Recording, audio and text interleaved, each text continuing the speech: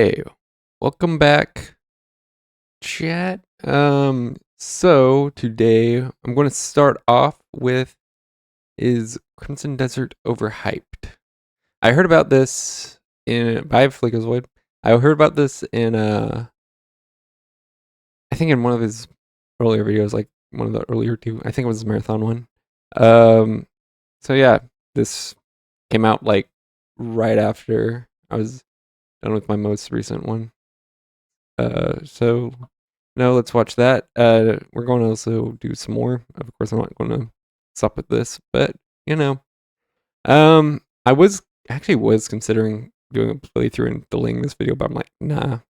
I can wait for next time, but I cannot wait. At the same time, I want to get back into doing the retro rewind. So without further ado, let's get started. No, until now, that's my. No. Just right in front. No, it's not overhyped. I assume that's what he's getting at. Everybody's getting off the hype train. Good. Get off. Joke's on you. I'm into this kind of freaky shit. No story, Okay. all gameplay. The hype train's accelerating. Get off. Tuck and roll, because I'm on. No story. Does not have a story because I mean, obviously, like a video game should have as little story as possible. But at the same time, I do want some story. Well, I shouldn't say want, but I do like story-based games. Like, of course, like I said, have as much gameplay as possible with as little story, cutscenes as possible. Give the player as much autonomy as you can without sacrificing story. That being said, modern games are a lot more story focus than actually game focus. It's more of an interactive movie than a video game. But yeah, that's just how I feel. If you want to sit through 20-minute cutscenes, I guess that's your deal. But I want to sit through maybe 10 minutes at the absolute max. Some low cortisol shit now. So far, every game this year has disappointed me, except Neo, but we'll talk about that next week. Code Vein. Dude, that's why I don't buy games anymore. Like, that's why I don't buy these expensive games. Well, that and they're just extremely expensive. I'd rather buy a $10 to $20 game, even $40 if it's a AAA game, but over $70, $80 game. What are they at now? Like something around there. Was bad. Requiem made me do this for the first 6 hours before I could do the good part of the game. What do I do? What the fuck? What is that? What?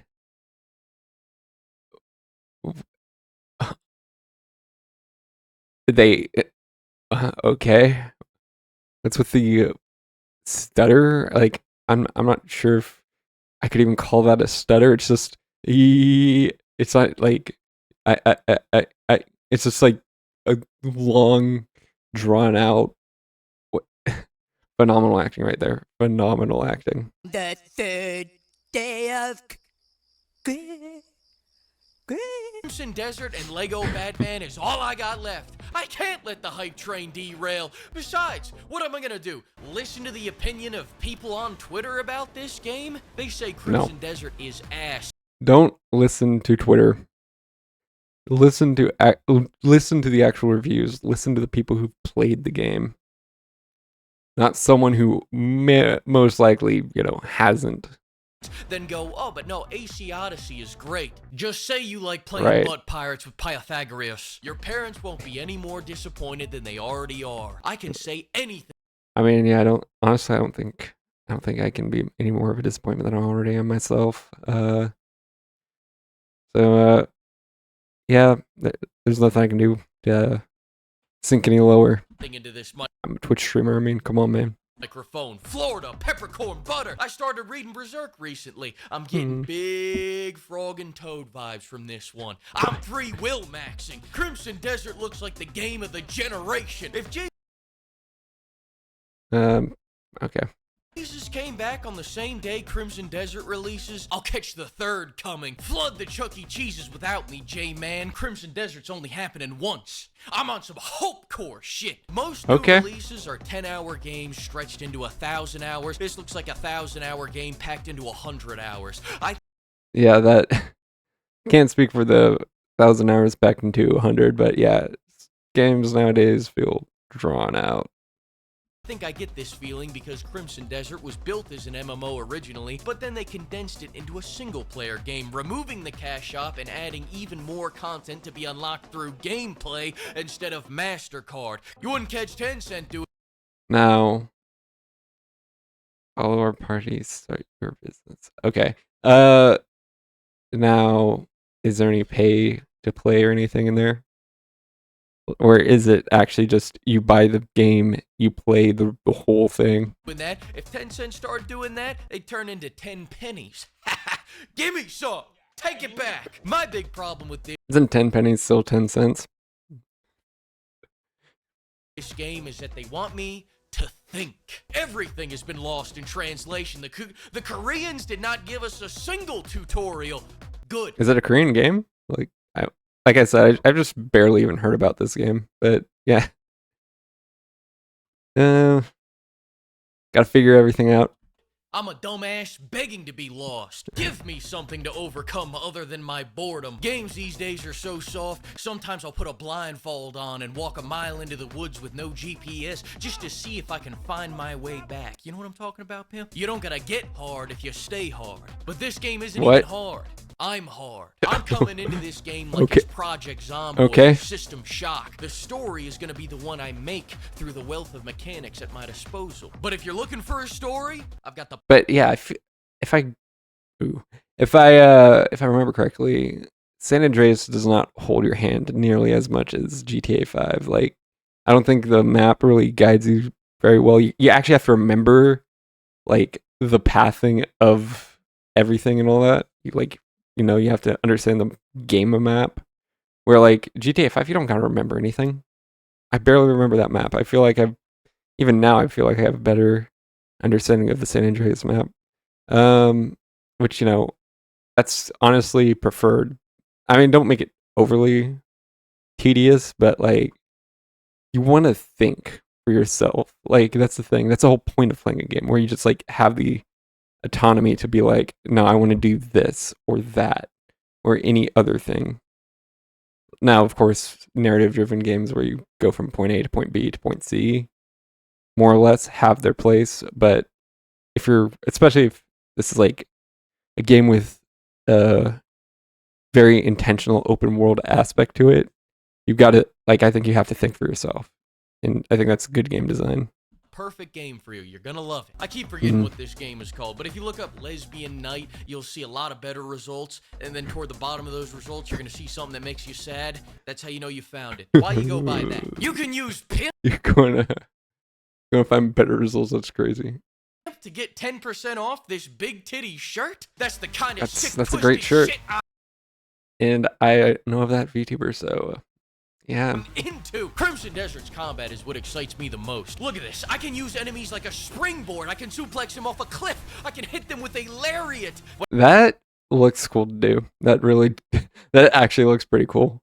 Just being able to do, like, whatever thing you want, where you just, like, jump on the guy and start stopping.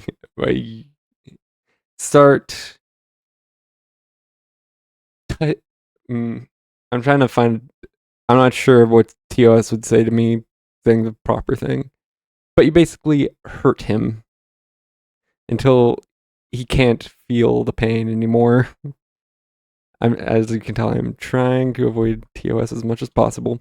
But you just, like, get on top of him, start doing that, and it's not just some, like, generic swinging. That's actually cool. I mean, I think if you're, like, small budget and you're kind of limited on animation budget and stuff, it's fine to just do some basic things. But, if I'm paying top dollar for it, I'd like a little more customization, maybe. I mean, obviously not the most important thing, but still. When I wake up in the morning rock hard, I don't have to wonder what I was dreaming about. I know I was dreaming about Crimson Desert's combat. This combat excites me because of combos, Dynasty Warrior level body counts, and the enemies all attack at the same time. That's gotta be hard though. Like you know, all the enemies just swarming around you and attacking you all at once. Because you gotta like get one enemy, then swing around and get the other enemy, swing around, get the other enemy, and everyone's taking hits on you. Like, if that's, I mean, I feel like that's how it just generically is because enemies are programmed to just go towards you and attack when they're in range.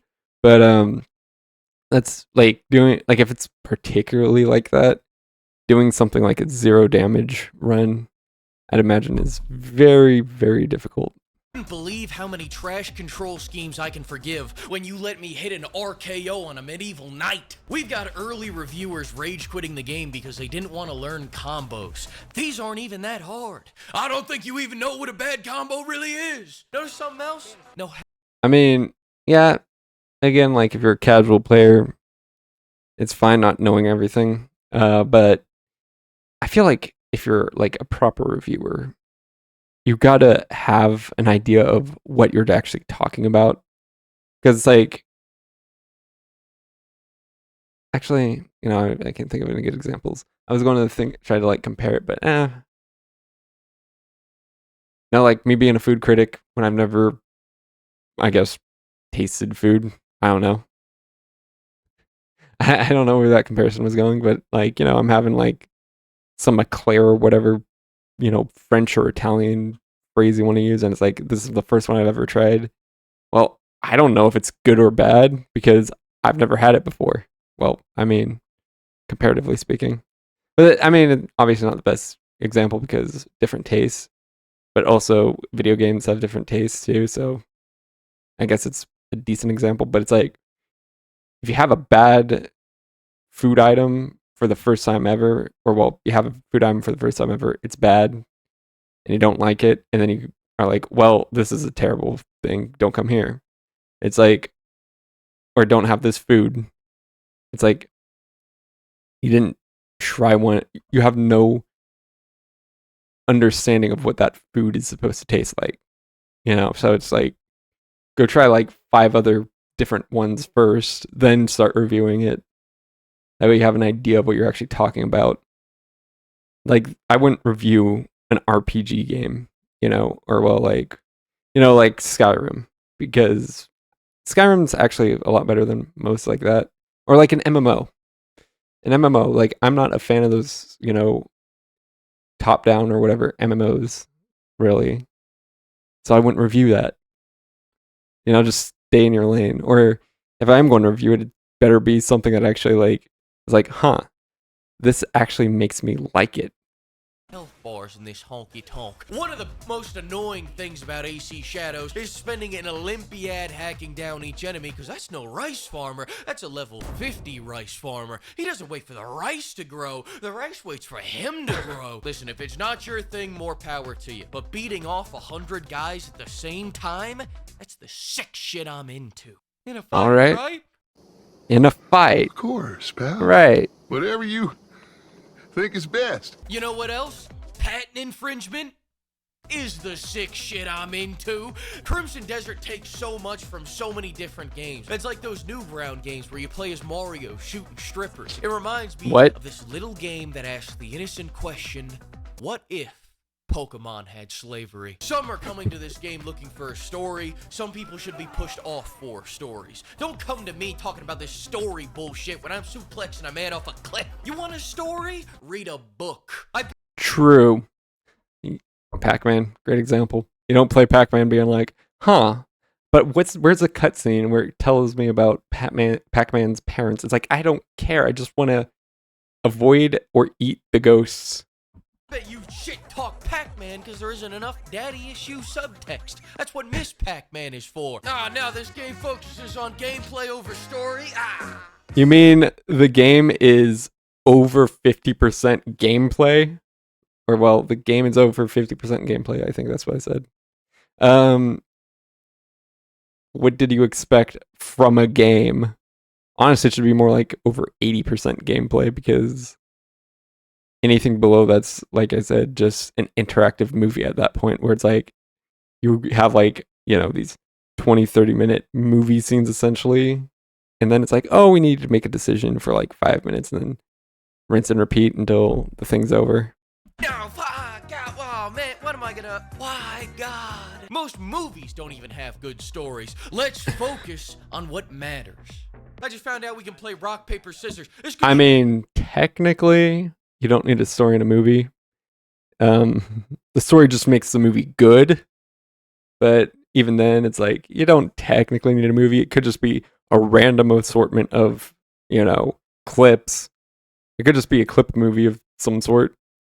Again, it won't be good, but it'll still be a movie. Kind of same thing with a game, I guess. You can just have practically no gameplay whatsoever. Actually, no, I take that back, because it's like, just because it's made in a game engine doesn't make it a game. You actually need that interactive aspect. So if you just make a movie essentially in a game engine, it's still just a movie. If you need specific software to run it, but you can't actually give any interactive input into it, it's still just a movie. A 2,000-hour game. Let's play rock, paper, scissors. No crying if you lose. I won. I take that back. We got a nagging wife.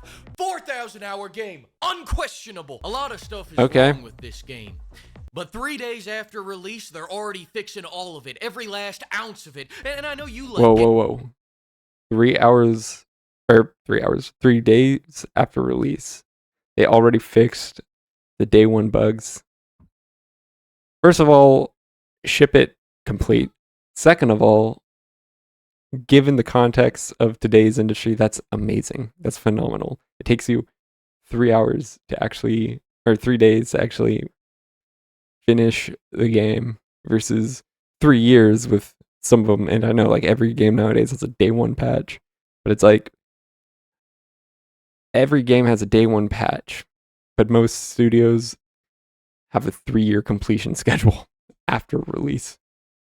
Games that patch biannually, but this is the sick shit I'm into. The game hasn't been running well on some PCs, and there's just no excuse for these broke gamers. This guy can't... Turning it to DLSS quality with FrameGen 2 seems to be the sweet spot for looks and FPS for me, but I am on a 5090, so these problems will be even worse with anything else. Also, foliage, grass and trees just look awful no matter what settings you have. Okay. Run it with a 5090?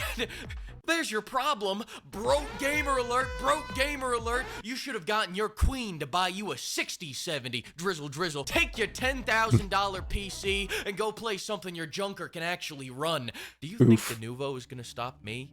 Do you think not having a 5090 is going to stop me? Do you think that plate glass window and the 2 guards standing by the bank door are going to stop me? Do you think capital punishment is going to stop me? Honestly. But that's the thing. I hate the focus on, oh, we need the most hyper-realistic graphics. It's fiction. It's animation. Make it up. Like, imagine if you're, like, sitting there, you're watching Toy Story for the first time, and it tries to look photorealistic. It's like, no. Like, Cars is like, oh, we've got an actual, you know, like, whatever model. We got, like, an actual Mustang, or whatever model Lightning McQueen's supposed to be is based off of, or something like that. And it's like, yeah, but I didn't want that. Like, why can't we just have stylized games? Like, what's with the hyper focus on realism? Oh, we need to make it look identical to real life where you can't even tell it's a game. It's like, yeah, but how about no? Do you think a little police chase with 1,000 cars behind me and a barricade coming imminently up ahead is gonna stop me from playing Crimson Desert? If I want to play a game, nothing can stop me. That's why I got Kingdom Come installed on 3 different consoles, and I still haven't played it. This is a runaway hype train. Get out of the way because it's time for a crash landing. I just played the game for several hours. Is it worth my hype? Not even a little bit. It's worth so much more. I So just much more. punched a tree down, then used that tree to beat up another tree. Kind of a Minecraft knockoff. This is a game for I love that. Oh, it shares like this mechanic with another game. Ah, it's a ripoff. Don't buy it. real gamers. Buy your cousin this game for Kwanzaa. You're witnessing greatness. At the end of the day, if there's anything Phenomenal. we can take away from this whole debacle, it's that some people have taste and other people play marathons. All right, what the fuck are you still doing here? The game is out. Get the fuck out of here. Thanks to the flock of people Yeah. rolling this video, and another huge thanks to everyone using code PIMP to get 10% off over at GamerSupps. Listen, we'll talk more about this game when I get about halfway through it, so that should be in about, I shouldn't carry the tale, 12 years. Okay. Okay, got it. Yeah, let's Sick, twisted shit I'm into. go. Yeah, I don't know why it's giving me trouble like that. Anyways, let's go over to the next video. Let's see here. You know it's gonna be good when I. Whoa.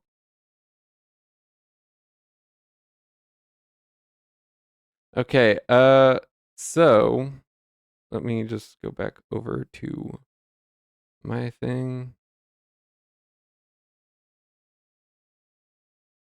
Okay, so we are back with the Fat Electrician. This is the Fat Files. Clearly, because it's not talking about military history. The worst franchise in America, Subway. Yeah, the last time I had Subway, and I liked it at least, because I think I've had it since. Just because it's like, yeah, it's food. I'm not that much of a complainer with food. But was like when I was still in middle school, maybe a little later, like freshman, sophomore in high school. I don't know. But that's the last time I liked it. Ever since then, it's been downhill. You know it's Anyways, gonna be good when I have to let's get call into my it. lawyer before I post the video. Ooh, Today we're talking about Subway. Why? Because I went. I assume that's for slander reasons or defamation or something like that. The first time in 10 years the other day, and they asked me for a tip at checkout, which annoyed me. So then I looked into it, and then I found out that you can get hepatitis from a sandwich. I'm not exaggerating. That actually What? happened, and it's like the tip of the iceberg. And to be honest with you, this is also the part where my lawyer explicitly told me to insert a disclaimer in this video. So here's Jake the lawyer, aka the Internet Esquire. Okay, here's the deal, Subway Group, now wholly owned by affiliates of Rourke Capital and formerly known as Pizza Super Submarine Sandwiches. I like the whole like integrated lawyer speak. And actually, this is a good use of like an internet lawyer like this, where it's like a professional who actually knows what they're doing, but like is also on YouTube. You could just like insert the whole disclaimer in like an entertaining way. Client, the Mr. Fat Electrician, is providing in this video true or substantially true information derived from reasonably reliable and publicly available material. There are no known falsehoods made, and any analysis of the material presented is made solely for the purposes of news reporting, protected commentary, or new understandings. I completely believe that. I do not think there will be any satire in this whatsoever. Also, yeah, this is an interesting way to put in a legal disclaimer. In no way is this video or the things said by my client in this video in any medium now known or hereafter devised throughout the universe and in perpetuity in any way a sponsorship or endorsement of Subway Group. And any so-called conclusions drawn by my client as a result of the material are that of opinion, satire, or are otherwise accurate depictions preserved in their full context when not otherwise artistically interpreted for the purposes of valuable public commentary. I assume this is like to say any critiques are either satirical in nature or there are archived documentations, whatever, of reports, and therefore leading to the conclusion of the critique. And notwithstanding the foregoing, we reserve all right, title, and interest in and to the presentation of the materials presented in this audiovisual format, and with God as our witness, pray that no binders be bound against you as a result of this video. I'm Jake the lawyer, signing off. All right, in case you can't tell, Okay. this video is going to be unhinged, so let's just get the. I was wondering what the whole lawyer collab in, like, because they have the collaborator whatever thing now on YouTube. I was wondering what the whole thing with that was. The way now, and then we can watch my blood pressure rise for the next 15 minutes straight. This video is All brought to you right. by Supremacy World War III, a free-to-play online PvP. I'm not sure how much I'm going to talk in this section because of, it's an ad read, and I'm not sure what I could add to the ad read. I haven't played this. Maybe. Did I play this game? I don't know. But I don't think I've played this game. So, I'll just take what he says. Strategy-based game available on mobile and desktop. It is based on a... I can't remember if it was this game, but I did play one of those real-time strategy RTS games, and it definitely functioned at real time. I don't like that. Because it's just like play for 5 minutes, be like, hey, army, go here or there or around the block, and it takes hours to do that in real time. So you just leave the game sitting while that happens and come back to it later.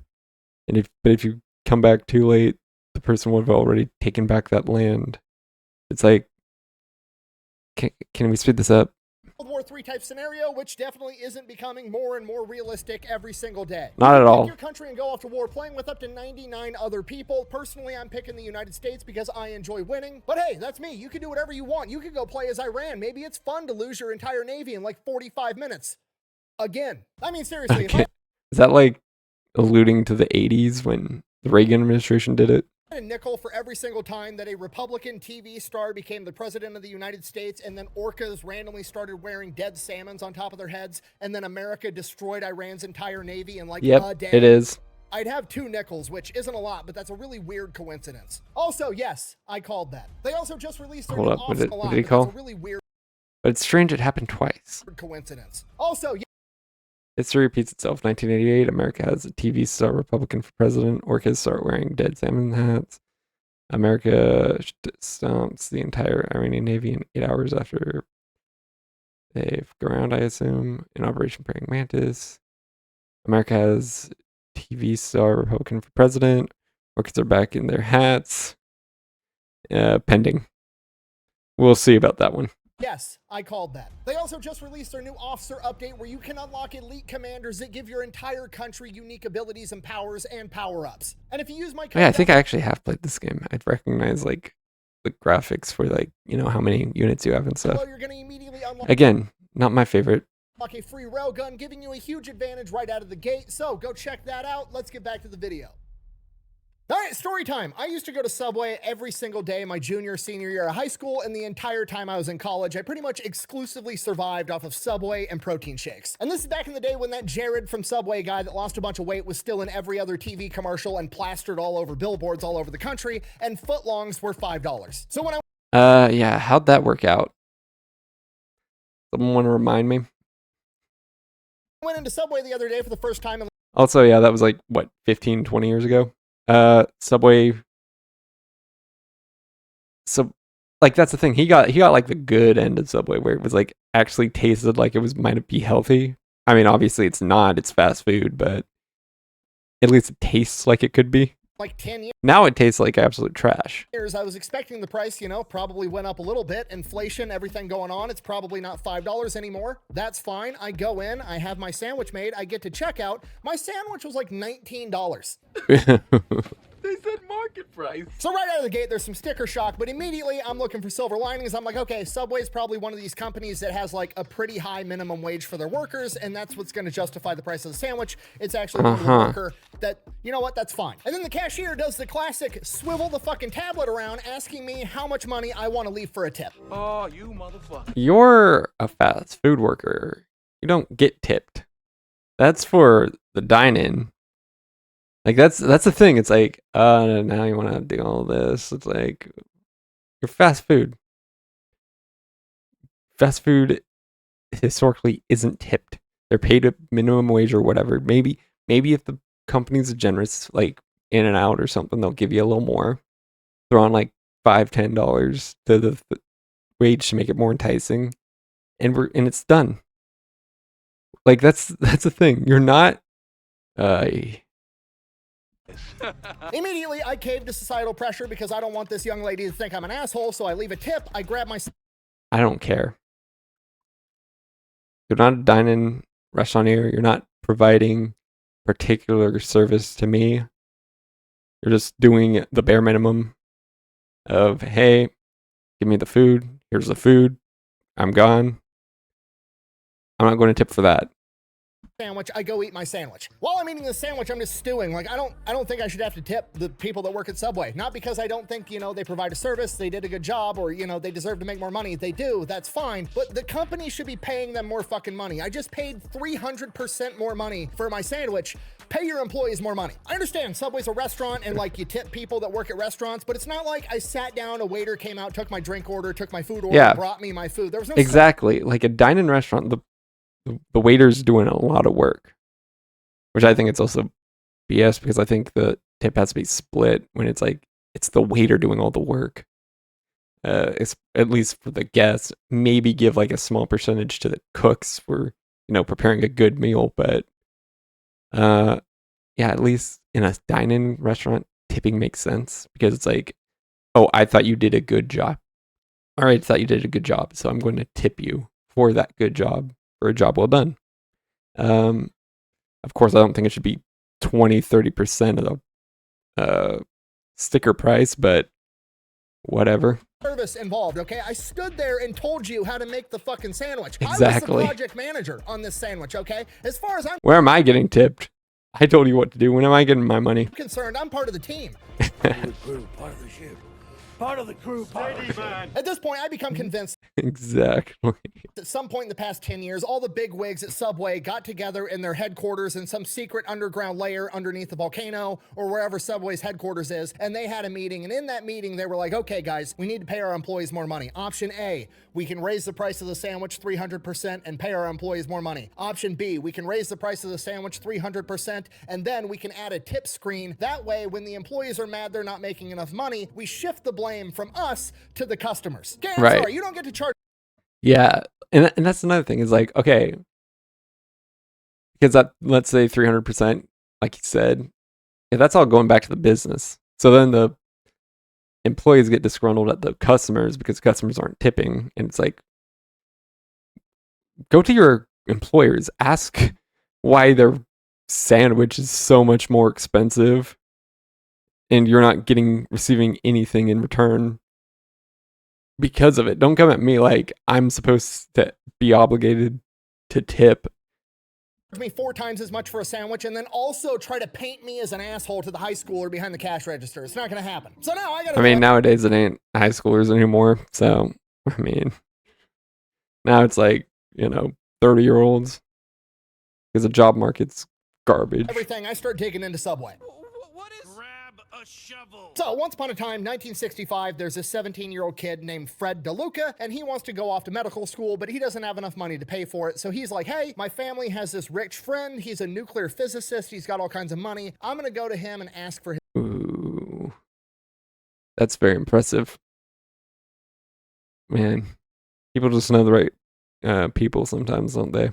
his advice, probably secretly hoping that the guy's just going to offer to pay for my college. To his surprise, instead, nuclear physicist guy is like, I'm not going to pay for your college, but I will give you $1,000 to start a sandwich shop, and me and you can go into business together, and then you can use the money from the sandwich shop to pay for medical school. And $1,000... Honestly, it makes sense. You know, like, no, I'm not going to bail you out because your parents are broke. Like, but you can earn that college degree by...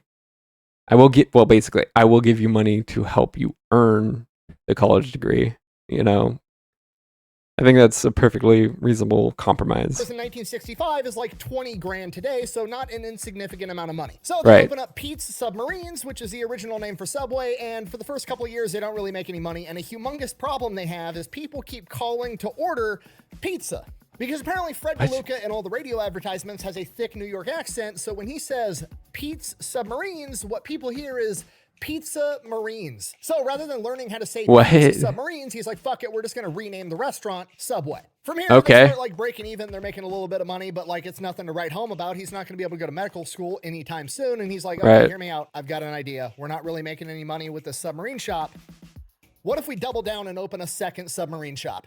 Dream makes perfect sense, but no, in reality, it does make some sense, I guess, because they're trying to like set up this like I guess, illusion that it's more successful than it actually is. The problem with that is you need the capital to do it.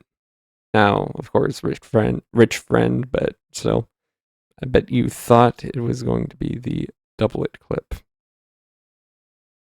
that a Subway clip? I feel like I've recognized the reference. Big.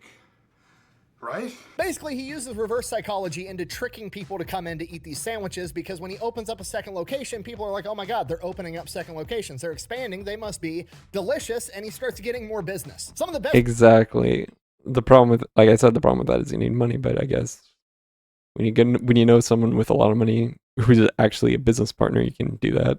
Advice I've ever heard in my entire life when I was in the military was fake it till you make it, and that's exactly what they're doing here, and it works. Now, ultimately, This is going to be their downfall, but at the time, it makes sense. Fred identifies, hey, rapid expansion is what's making money. We're going to keep rapidly expanding. More locations, more money. Again, you need the capital to do that with. Like, sure, you're making more and more money because you're faking it till you're making it, but that's also burning money too. Money, more market dominance. Makes sense. So they start opening up Subways everywhere, and then they start franchising, which is, basically, hey, you can use my... That's a smarter idea. Because now you're not really taking any personal risk. My branding, you can use all my vendors. I'll show you how to do this job. You pay me a bunch of money to open up a Subway, and then you give me like a percentage of your cut, and then they just start opening up franchises all over the United States. And this is actually brilliant for Subway, because Subway has a ton of advantages when it comes to franchising. Because Subway, they're just making sandwiches. They don't need deep fryers. They don't need a big cooktop. They don't need all the stuff that other restaurants need. They don't need a ton of special equipment. There's not a bunch of special training. Everybody on the planet. It's like, just, I'm making a sandwich. I do that at home.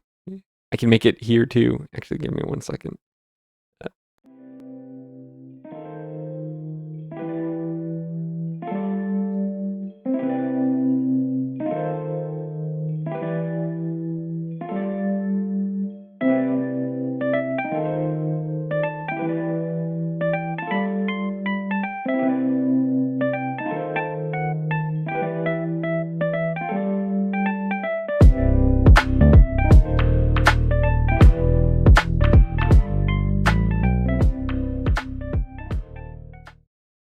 Okay, we're back. Let's see where we left off. I think my keybinds got me all messed up.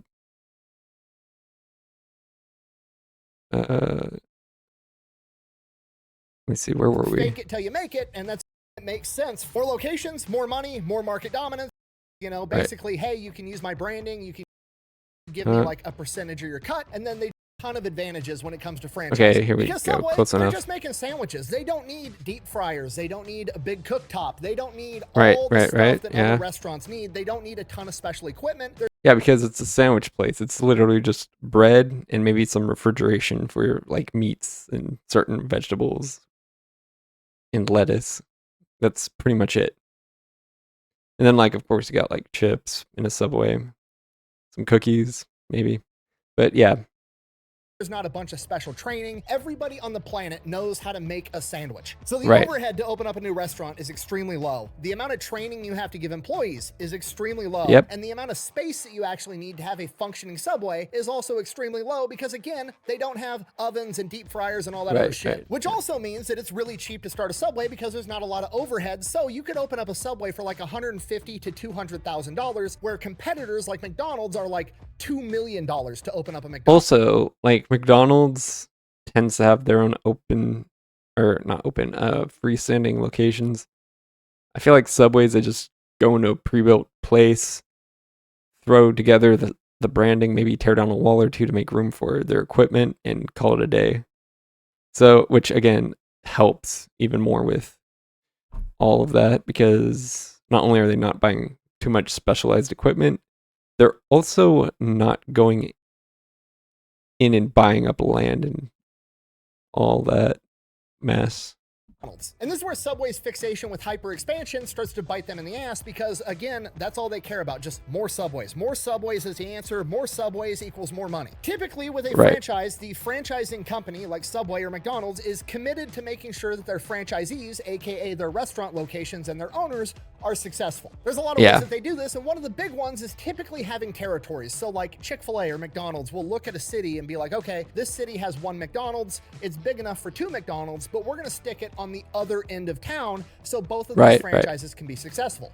Yeah, because you don't want to drive all the way across town to get fast food, you know? So if you have 2 locations in the same town, 2 locations that are very far apart, at opposite ends of the town, it's like a lot better because that way you can space them out and all that, and people have much quicker drives to get to the individual franchise.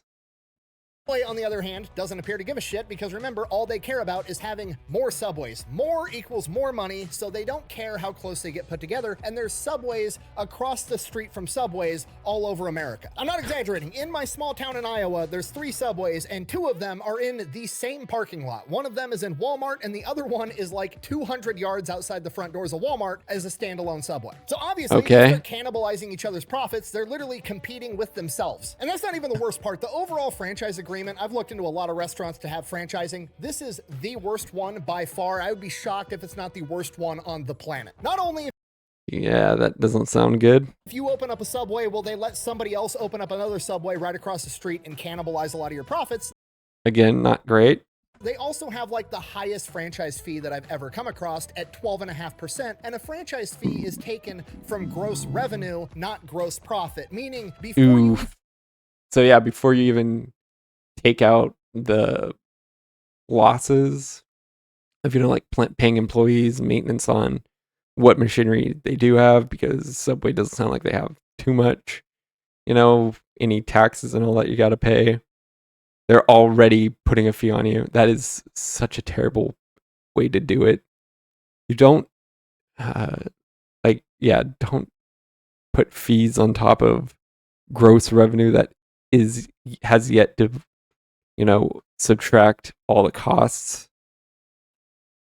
That's how you go bankrupt. Even take out all the costs of running this business, Subway's taken 12.5% right off the top. To put it into perspective, McDonald's franchise fee is 8%, so Subway's is 50% higher for a much simpler business. And that's not even the worst part. In the Subway franchise agreement, it should be cheaper because of how simple it is. In every franchise agreement, really, there's, you know, who agreed to this agreement? Like, who sat there and was like, yes, this is a wise investment.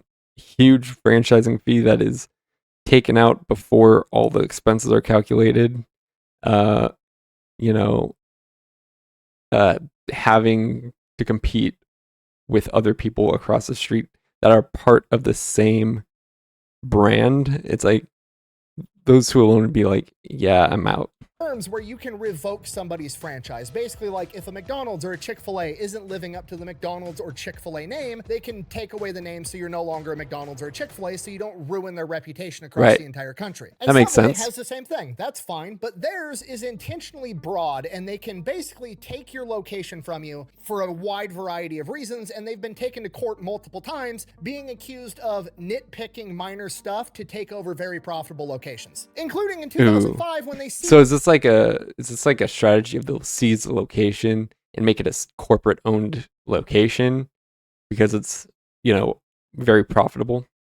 These 2 subways in Dallas, Texas, from a lieutenant colonel in the Army Reserve who was actively on deployment in fucking Afghanistan. Now, to be fair, I don't know what their justification was for why they seized the locations, but considering the fact that in 2009, Subway lost the court case to said lieutenant colonel because they deemed it illegal, I'm gonna say they weren't fucking good enough. But hypothetically, just for fun, let's just say they were good reasons. Subway corporate identifies 2 restaurants in Dallas, Texas that aren't living up to the Subway standard, and they're like, what's going on here? What should we do? Oh, the owner's on deployment in fucking Afghanistan and isn't there to run it appropriately. Should we A, step in and help during the most stressful time of their entire life, presumably? Or should we B, repo their businesses, take their family's livelihood so that while they're also fighting a war, they can deal about their family back home and losing their business? Huge W for corporate Subway. Makes them I love corporate.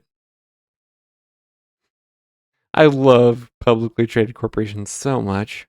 look great. I'm sorry, I'm getting horrifically sidetracked, but you guys get it. The franchise agreement is complete and utter bullshit and has been for the majority, if not the entire time Subway's been in business. Back to the timeline. In the 1980s and the 1990s, Subway is growing like crazy, and then in 1999, they have their first major scandal when 32 people in Seattle got hepatitis from 2 different Subway locations. Not great. Not great at all. That's gonna hurt your image. For eating a sandwich, one of which was a 6-year-old boy who went into acute liver failure and had to get a liver transplant. Ooh. I didn't understand what you said. Could you put? You just ordered your kid a turkey sandwich.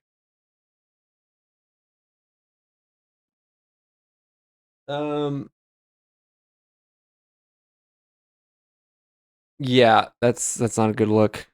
That in layman terms for me. I'll be honest, didn't even know you could get hepatitis from a sandwich, but a new fear has just been unlocked Don't know for how me, you and I do. think we can all agree that, you know, the healthy, fresh option giving you hepatitis isn't a great look for Subway. So now No. Subway's hurting. They need a new PR campaign to turn this entire thing around, and in 2000, 1 year later, they find it in a college student that had lost like 250 pounds, supposedly only eating Subway, Jared Fogle. He starts... Yeah, that's not going to age well. That's really not going to age well. filming commercials, talking about how much weight he lost only eating Subway. He's bringing up his old pants, and now he can fit in like one leg of the pants, showing off how much weight he lost. Yeah. It is a humongous marketing success. Legitimately one of the most iconic and successful marketing campaigns of all time. Everybody knows Jared from Subway. He becomes the face of the company. It's so successful that Subway corporate said between 2000 and 2011, they credit Jared's ad campaign with 1/3 to 1/2 of their growth during that time. And during that time, they tripled in size. So you can't really argue with the results of this ad campaign. However, it's not something I would ever advise, having somebody off the street become the national spokesperson for your humongous company. Yeah, it doesn't, because if they do some crazy, doesn't sound like a great idea, because the general public, this isn't even going for like what's about to be brought up, but the general public is not business savvy. So yeah, them going like, okay, we're just going to get someone of the general public to do this. Yeah, that's not going to work out well. shit, it's going to make the entire company look bad, and this is why most huge companies have a fictional character as their mascot. You've got Ronald McDonald, Burger King, the Michelin Tire Man, Tony the Tiger. They're cartoons, they're safe, they're never going to get pulled over for a DUI while they have a pile of blow and a hooker in the back seat. Like, that's the idea. Right. Also, that's another thing, like, these are characters, so like if the actor does something crazy, it's like we can just forget he exists, or she, or whatever. I mean, live action would be kind of hard, but an animated tiger, it doesn't matter who's voicing it, it's still an animated tiger. And I'm sure you all know what I'm getting at, because in 2015, Jared Fogle ends up getting arrested and sent to federal prison for 15 years for, and I quote, illicit sexual conduct with a minor and having a bunch of illicit child material on his computer. Okay, unpopular opinion, 15 years, not enough. Nah, we're still counting this in years. Okay, there's nothing funny about this, but the amount of just tragic irony and foreshadowing that the college student that got famous for fitting into a smaller pair of pants ultimately gets put in federal prison for trying to get in little kids' pants is horrific. Now, that happened in 2015. Yeah, not a good look. Luckily for Subway, they'd kind of been phasing Jared out as their head of marketing since 2008 when they came out. Wait, did they make him a spokesman or the head of marketing? Like, because the head of marketing is a very different role. With the $5 footlong. Again, I'm not saying a lot of positive stuff about Subway, but their marketing team is on point, because the $5 footlong also is one of the most iconic marketing campaigns of all time. I mean, I remember it.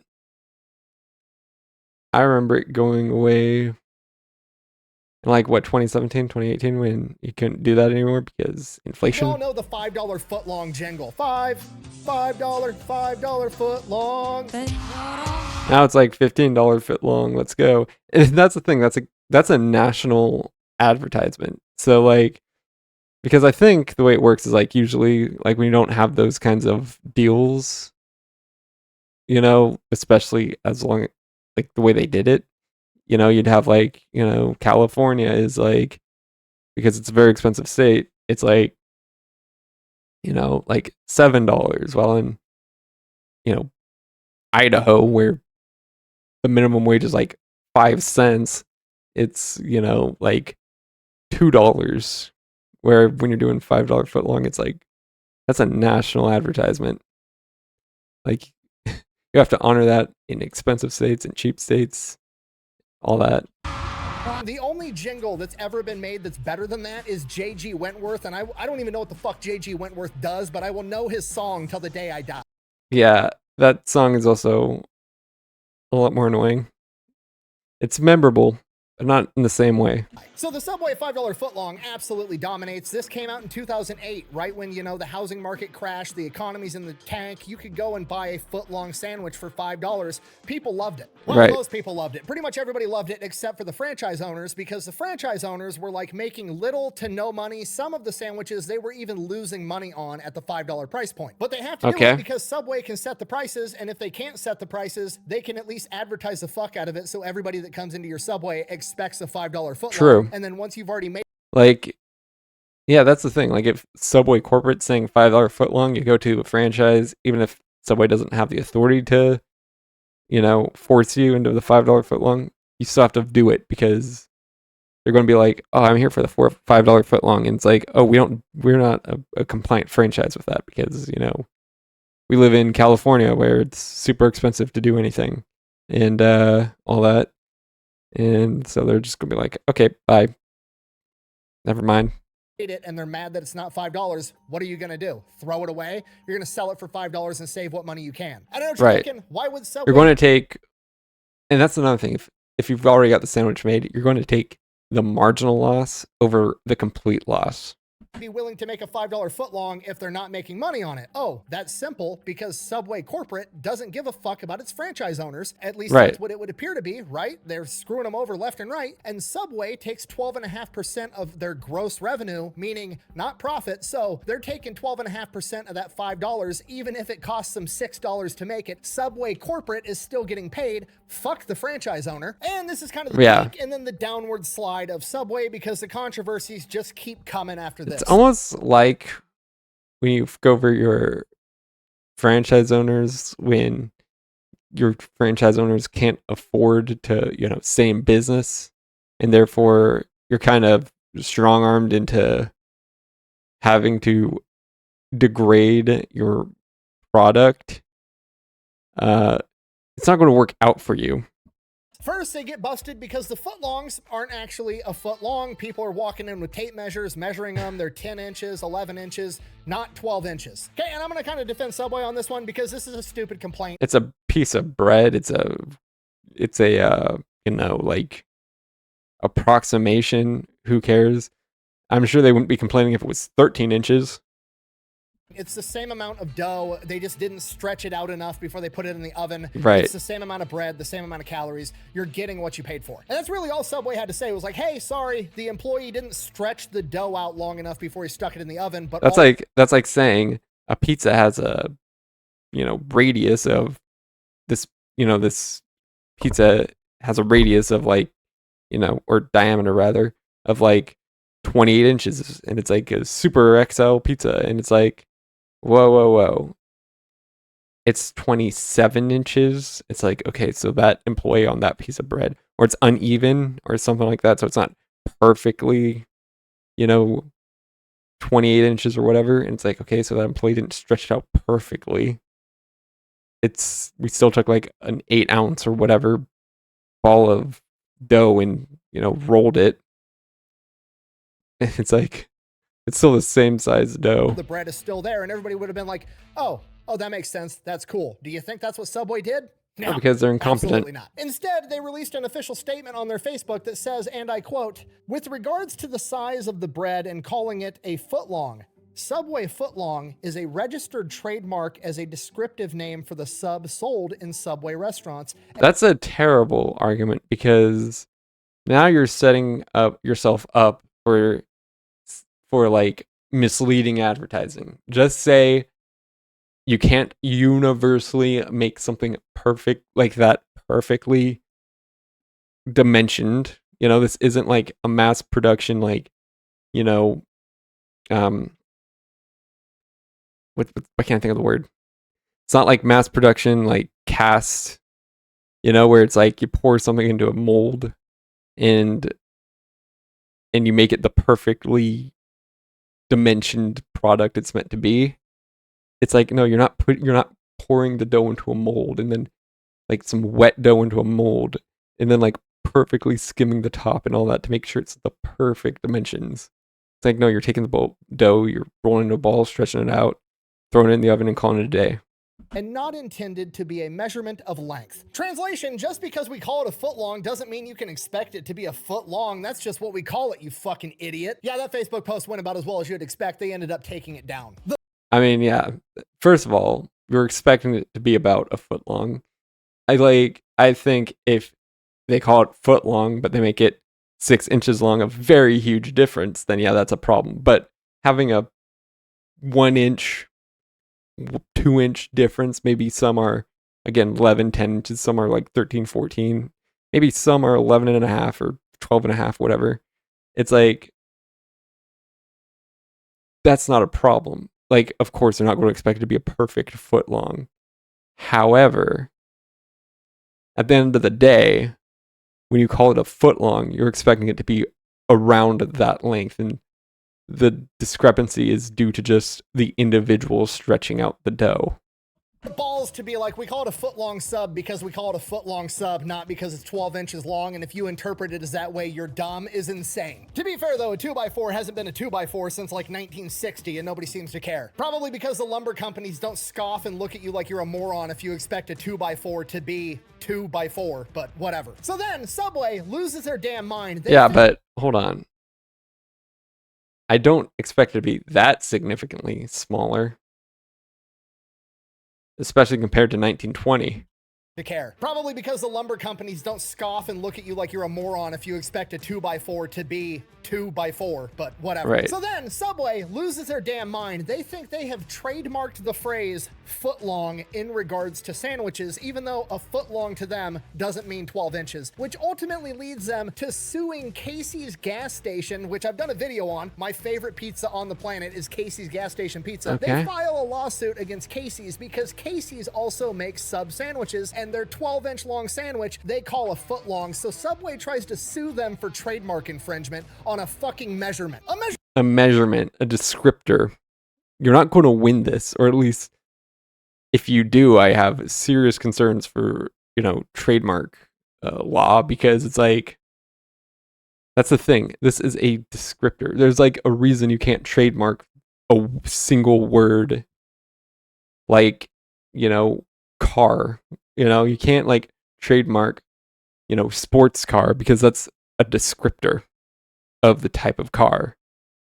It's not like Ford can be like, and watch and come by the 2026, 2027, whatever model year we're on right now, Ford sports car. It's like, that's not descriptive enough, because I can interpret that as a general term, like, oh, it's Ford's sports car, not the Ford sports car, therefore you can't trademark it. It's too, my understanding at least, I'm not a lawyer, but it's too vague for that use case.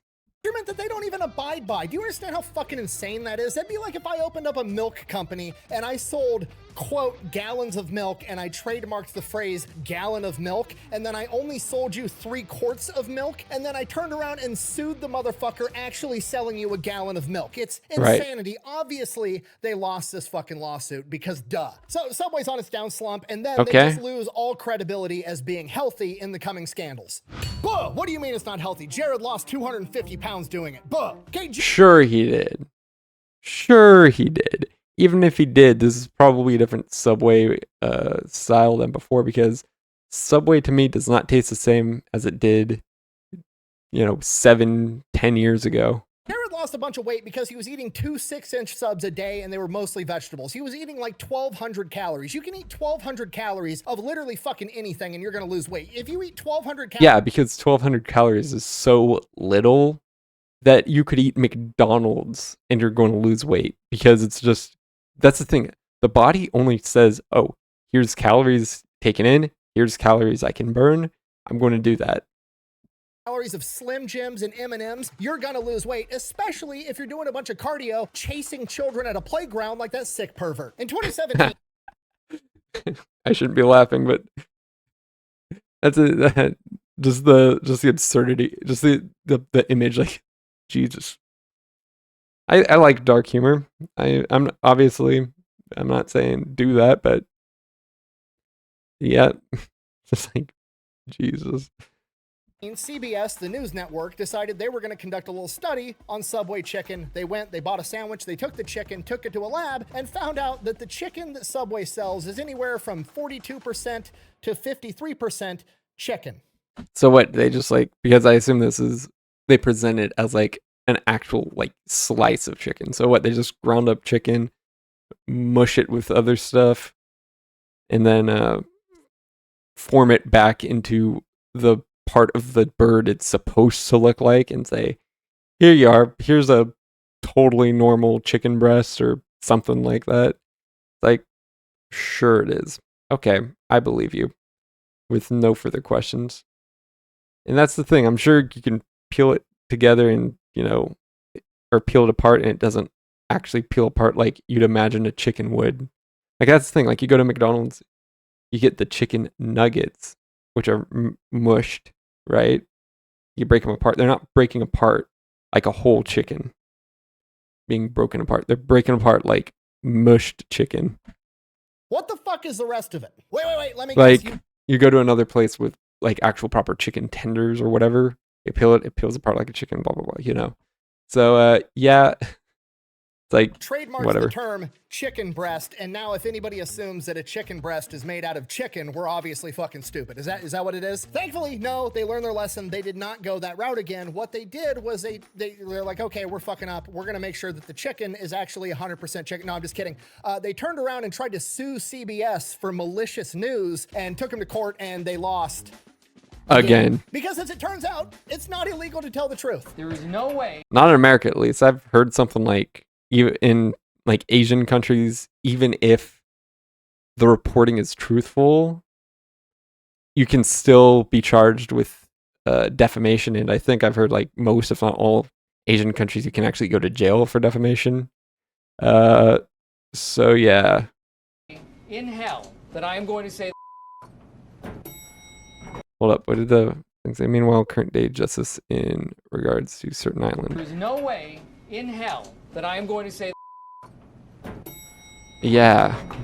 Oh, I'm really worried I'm going to say it. Then in 2020 in Ireland was instituting a new tax where they were going to, have to tax more on food made in restaurants. And Subway came to the table and they argued, well, Ireland has certain staple foods that you can't increase taxes on. And one of those staple foods is bread. And we make all of our bread fresh in our restaurants. We should be exempt from this tax. Okay? Sure. Subway right now, I'll admit it. I'll be up front. However, that's a reasonable point. And Ireland agrees. And Ireland is like, okay, we hear you. Send some bread off to the lab and we'll take a look at it. They send the bread off to the lab and the Irish Supreme Court comes back and says, there's so much fucking sugar in this bread. You're not legally allowed to call this bread in the country of Ireland. You have to classify this as cake. You're selling cake sandwiches.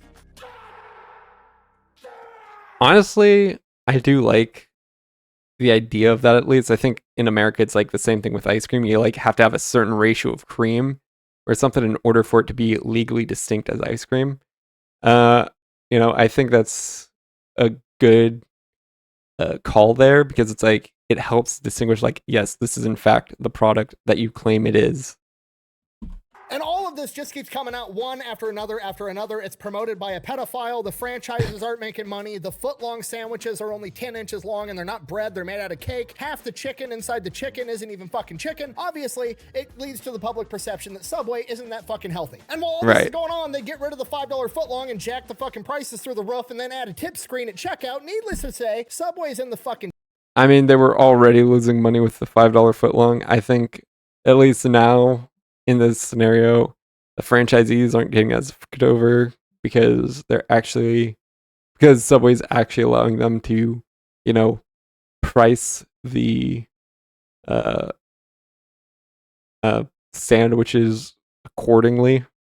tank. They've closed down 7,600 locations since 2015, and they're closing down hundreds, if not thousands of locations every single year, and they are on a humongous decline. And this entire thing is just a textbook example of shitty leadership ruining an A-grade idea, because a Subway... It sounds like, to me, it sounds like it started off bad. It started off with the we're going to fake it till we make it thing. You know, they just went in, said, hey, let's open a second location despite not making any money.